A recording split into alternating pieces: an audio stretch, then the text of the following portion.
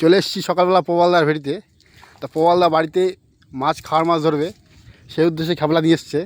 তো যথারীতি আমরা এইভাবে আসি না, তো দাদা বলছে দেখি খাওয়ার মাছ নিয়ে যাওয়া ভাই। চলো দাদা, তো আপনাদের দেখাই যে আমাদের দুটো খাওয়ার মাছের জন্য আমরা অনেক সময় খেপলা নিয়ে মাঠে চলে আসি, তবে অন্য লোকের ভেড়িতে না, সম্পূর্ণ নিজের ভেড়িতে।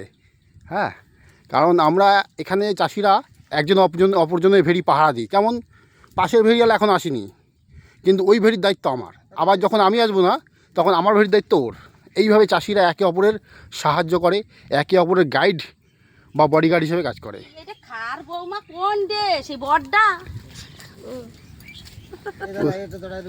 বুঝলেন বন্ধুরা?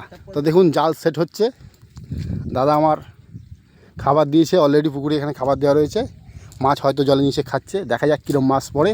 চলুন আমরা আপনাদের দেখাই কেমন মাছ পড়ে। মাছ যদিও দুধ দিয়ে ভেসে খাচ্ছে। তোমার বাপের জাল খালি জড়ায় আর জড়ায়, জালেরই নাই। তো যথারীতি জাল সেটিং প্রায় হয়ে গেছে। খেপলা জাল কীভাবে খ্যাপ দেয় সেটাও দেখতে পাবেন, দাদার ভেড়িতে কী মাছ ওঠে সেটাও দেখাবো। চলুন দেখতে থাকুন। দাদা রেডি।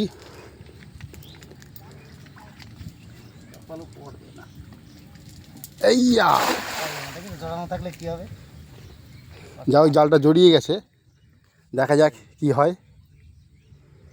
একবার না উঠলে আর হয় ভেড়ির মাছ। না, এবার এলো পাতারি খাবার মাছ তো ধরতেই হবে।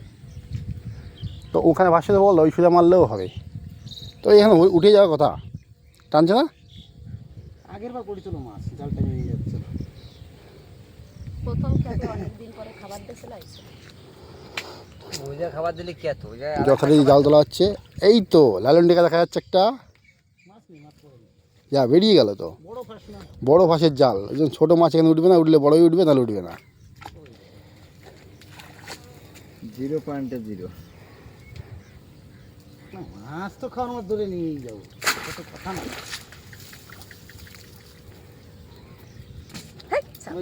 লাভ করতে পারলি না। বন্ধুরা, মাছ একটা ওঠেনি, দুঃখিত, দুর্ভাগ্য আমাদের। মাছ দেখাতে পারলাম না। একটা ছোটো লালন ডেকা উঠেছিল, যেহেতু বড় ফাঁস।